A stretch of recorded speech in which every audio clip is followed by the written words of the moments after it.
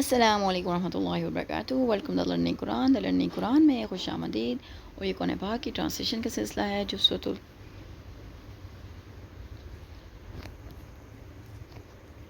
الملک کی ہم 12 آیات مکمل کر چکے ہیں۔ اب ہم نے نیکسٹ 13 آیت سے اسٹارٹ کرنا ہے۔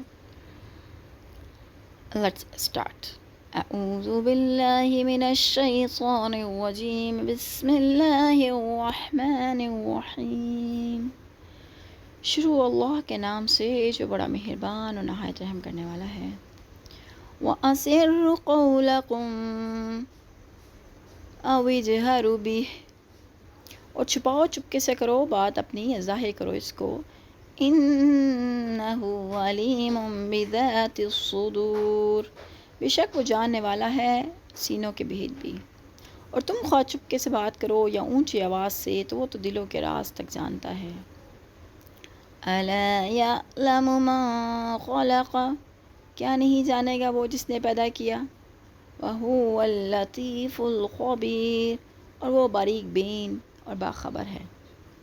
بھلا وہ نہ جانے گا جس نے سب کو پیدا کیا ہے، وہ تو باریک بین ہے اور ہر چیز سے پوری طرح باخبر ہے۔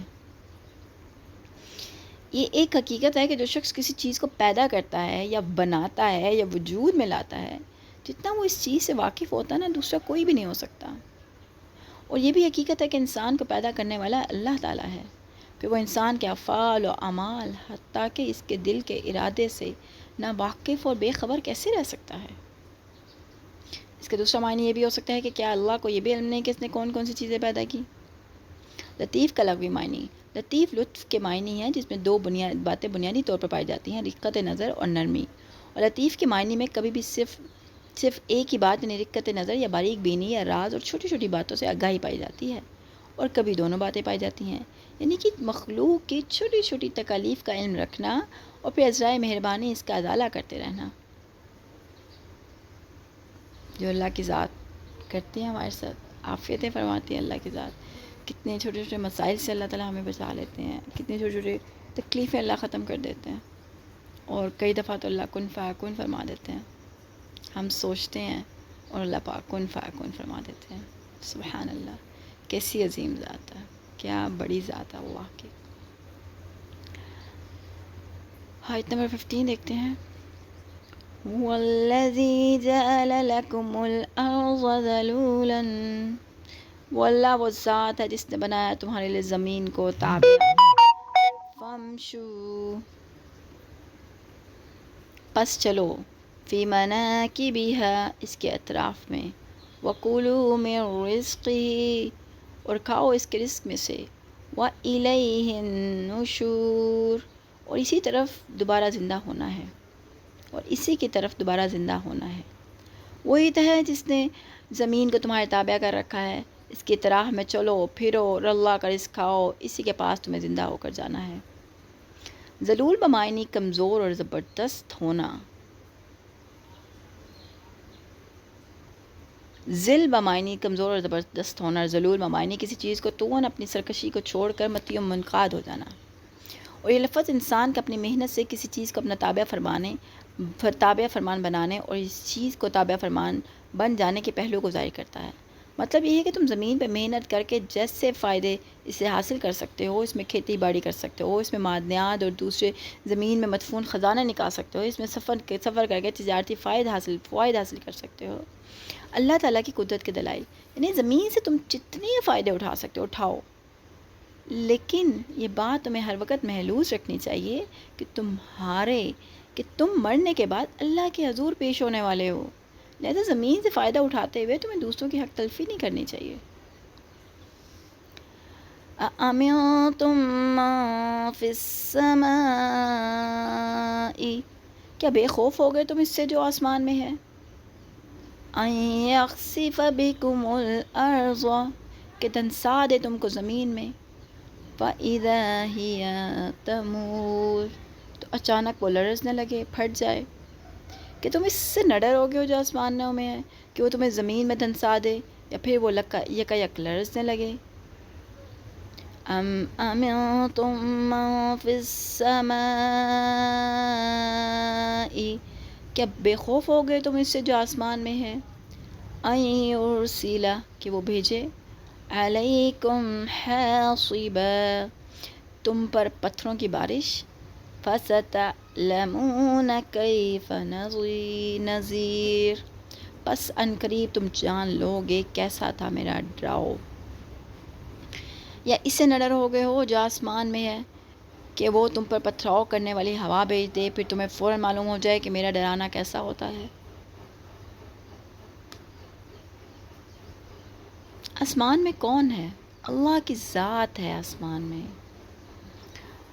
وحدہ لا شریک ہے اس آسمان میں. یعنی اللہ تعالیٰ نے زمین کو تمہارے تابع فرما دیا ہے، تابع فرمان بنا دیا ہے. اس پہ محنت کرو اور جو فائدے تم اٹھا سکتے ہو اٹھاؤ، مگر اس ذات سے بے خوف نہ ہو جانا جو تمہاری ان سب اشیاء کے کی خالق و مالک ہے. اسے ہر دم یاد رکھنا. یہ عین ممکن ہے کہ تم کسی جگہ زمین کھود رہے ہو یا کان کنی میں مصروف ہو تو اس میں دھنستے ہی چلے جاؤ، یا زمین میں زلزلہ آ جائے، یا زمین پھٹ جائے اور تم اس میں غرق ہو جاؤ. اور یہ بھی ممکن ہے کہ تم پر ایسی سخت آندھی بھیج دے جس میں پتھر کنکر ہوں، وہ تمہارا ستیہ ناش کر دے. لہذا زمین سے اللہ کی نعمتیں حاصل کرو تو اس کا شکر بھی بجا لایا کرو. اور اللہ اگر تم ناشکری کرو گے اور اکڑ دکھاؤ گے تو تمہارا بھی وہ انجام ہو سکتا ہے جس سے سابقہ قومیں دوچار ہوئی تھیں. اللہ پاک ہمیں شاکرین میں سے رکھیں اور اللہ ہم سب کے ساتھ عافیت والے اور اپنی رحمت کے سائے تلے رکھے اللہ پاک.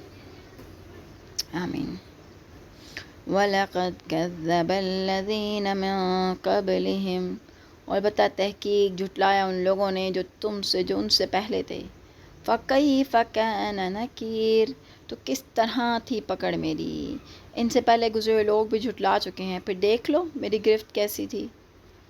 أَوَلَمْ يَرَوْا إِلَى الطَّيْرِ فَوْقَهُمُ الصَّافَّاتِ وَيَقْبِضْنَ کیا بھلا انہوں نے دیکھا نہیں پرندوں کی طرف، ان کے اوپر صف بستہ اور سمیٹ لیتے ہیں. مَا يُمْسِكُهُنَّ إِلَّا الرَّحْمَنُ نہیں تھامتا ان کو مگر رحمان.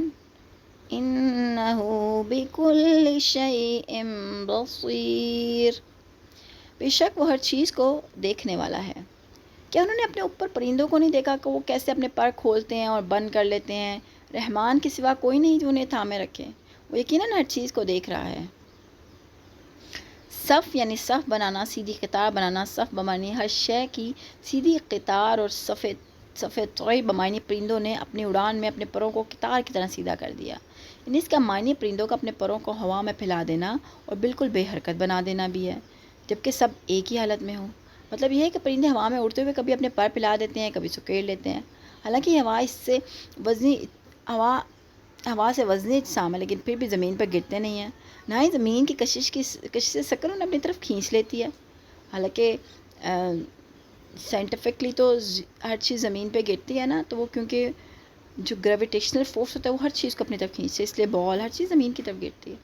لیکن پرندے اڑتے ہیں تو کشش شکل کی وجہ سے وہ زمین اس کو اپنی طرف کھینچ بھی نہیں سکتی.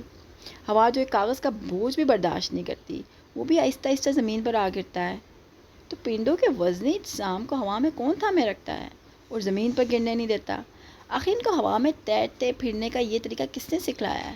وہ اللہ کی ذات ہے جس نے پرندوں کے جسم کی ساخت ایسے بنا دی ہے کہ وہ بے تکلف ہوا میں اڑ بھی سکتے ہیں اور ٹھہر بھی سکتے ہیں، پر کھول کر بھی اور پر بند کر کے بھی. پر انسان نے یہی اصول دریافت کر کے ہوائی جہاز ایجاد کیا جس کی شکل تک پرندوں سے ملتی جلتی ہے. وہ اپنے پر کھول بھی لیتے ہیں اور بند بھی کر لیتے ہیں.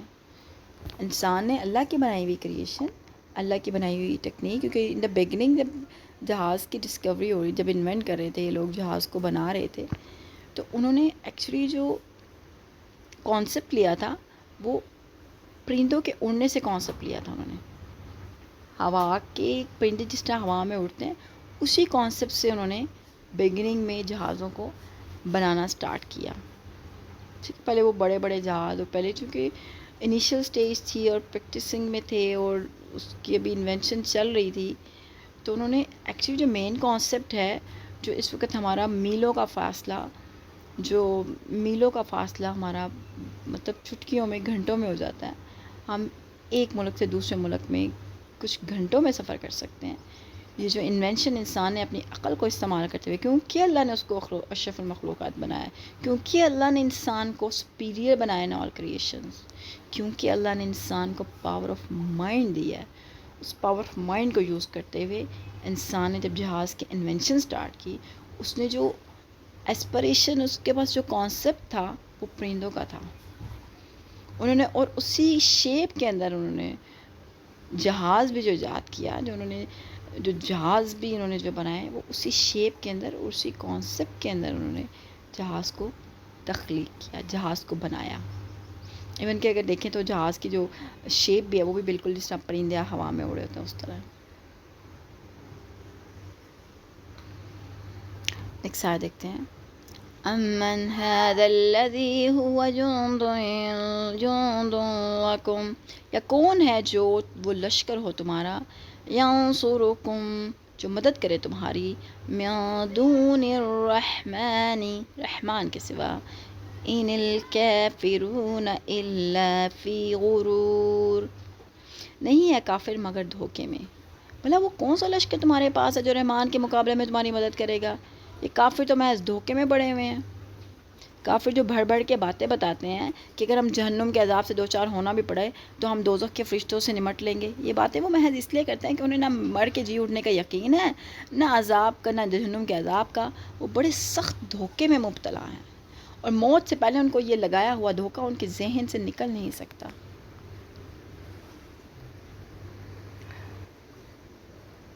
20 آیات ہم یہاں مکمل کر چکے ہیں الحمدللہ۔ انشاءاللہ نیکسٹ دیکھتے ہیں کہ نیکسٹ آیات میں اللہ پاک کیا فرما رہے ہیں۔ نیکسٹ ویڈیو میں ملاقات کرتے ہیں۔ ٹل دین ٹیک کیئر، اللہ حافظ۔